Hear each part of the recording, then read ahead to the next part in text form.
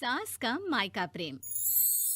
रिद्धि की सास को हर वक्त अपने मायके का गाना गाने की आदत थी। अरे बस करना माँ, मामा का ये किस्सा तू 50 बार पहले भी सुना चुकी है। अरे हाँ, तो क्यों ना बताऊं।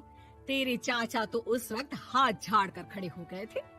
तब मामा ही था तेरा जो आगे आया और मदद की। देखो अब ठीक है ना, जो हो गया सो हो गया। क्यों एक बात को हमेशा गाती रहती हो। अब तो बहू घर आ गई है, उसे तो सबको मान कर चलना है ना, कि सिर्फ सास का मायका ही समझेगी वो। तभी वहाँ रिद्धि आ जाती है। माँ, आज मैं घर जा सकती हूँ? माँ को मेरी बहुत याद आ रही है। शादी के बाद एक बार भी नहीं गई। हाँ तो कौन जाता है। अरे मेरी शादी के बाद जब मैं विदाई होकर आई, इतना बड़ा ससुराल मेरा, खाने वाले 10 लोग और बनाने वाली मैं सिर्फ एक। ऐसा लग रहा था जैसे सिर्फ खाना बनाने के लिए ही ब्याह किया है। वो तो मेरा भाई था, गांव से एक काम करने वाली चाची को भेज दिया जो मेरा हाथ पटाती थी, और उसको पैसा, खाना, कपड़ा, रहने के लिए कमरा, वो सब किसने दिया था? तुम्हारे भाई ने। ये मामला रोज का था।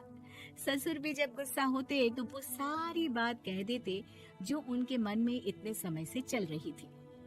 मेरा भाई, भाभी, भतीजा, भतीजी सब छुड़वा दिया। मैंने जीवन भर सिर्फ तुम्हारे परिवार वालों से निभाया, लेकिन अब भी चैन नहीं है तुमको।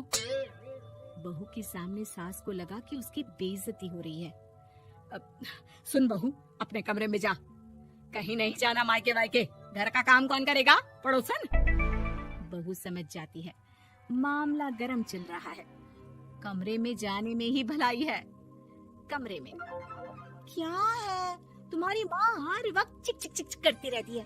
कल ताई मिली थी तुम्हारी मुझे, लेकिन मजाल है सासू माँ की उन्होंने एक बुराई की हो, लेकिन सासू माँ हाँ, जब देखो तब ससुराल के लोगों की बुराई करती रहती है। बेचारे पापा जी कितना मिस करते हैं अपने घर वालों को।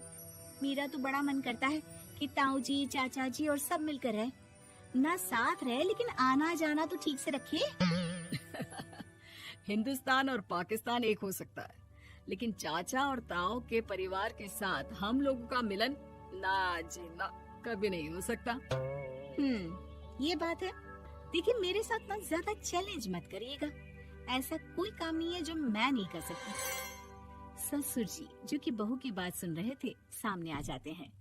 अरे बेटा, तू ये कर सकती है तो प्लीज मेरा परिवार किसी तरह मुझसे मिलवा दे। सारी जवानी तो मैंने किसी तरह काट ली, लेकिन जीवन के इस पड़ाव पर बहुत याद आती है मेरे परिवार की। हाँ हाँ पिताजी, आप चिंता मत करिए, बस मेरा साथ देते रहिए आप दोनों। फिर देखिए कैसे माँ जी भी ठीक हो जाएंगी और पूरा परिवार भी एक हो जाएगा। थोड़ी देर बाद बहू सामान लेकर घर से निकल रही होती है कि मना किया था ना तुझे मायके जाने के लिए, फिर क्यों जा रही है? बहू कुछ कहती इससे पहले ही बेटा बोलने लगता है। क्या है माँ, वो घर जा रही है। वैसे भी उसके माता पिता ने मुझे 10 लाख दिए तब जाकर मेरा काम शुरू हो पाया, वरना तूने मेरे लिए किया क्या है? अरे वाह बेटा, बचपन से पढ़ाया लिखाया, तेरे दुख दर्द में जगी, और आज वो लोग तुझे सही लग रहे हैं।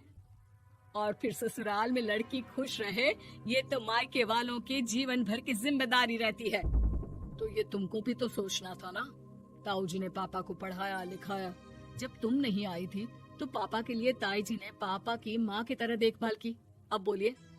अरे तू कुछ नहीं जानता बेटा, तेरे पापा को सब पता है, तभी वो उन लोगों से वास्ता नहीं रखते। मैं उन लोगों को जानता हूँ, लेकिन मैं तुम्हें नहीं जानता कि तुम्हारे मन के लायक काम नहीं हुआ तो तुम घर की शांति बर्बाद कर दोगी। सास जोर जोर से चिल्लाने लगती है। तभी वहाँ सास का भाई आ जाता है। अरे क्यों आप लोग मेरी बहन को परेशान करते रहते हैं? पहले ये जीजा कम थे, जब बहू भी आ गई। बहन, मैंने तो 30 साल पहले ही बोला था, अपना हिस्सा ले और छोड़ इन लोगों को, चल अपने साथ। बहू समझ जाती है कि मामा ससुर की नजर किस पर है।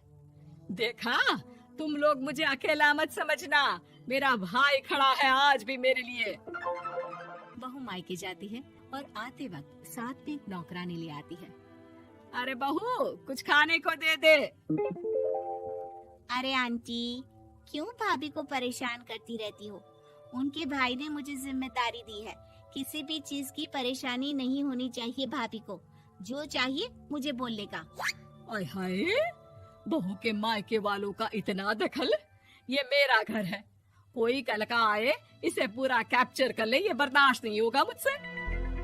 क्या हो गया सासू माँ? क्यों सुबह सुबह चिल्ला रही हैं? चमेली, ओ चमेली, क्या कहा था मेरे भाई ने तुझे? अरे दीदी बहुत तेज है आपकी सासू माँ।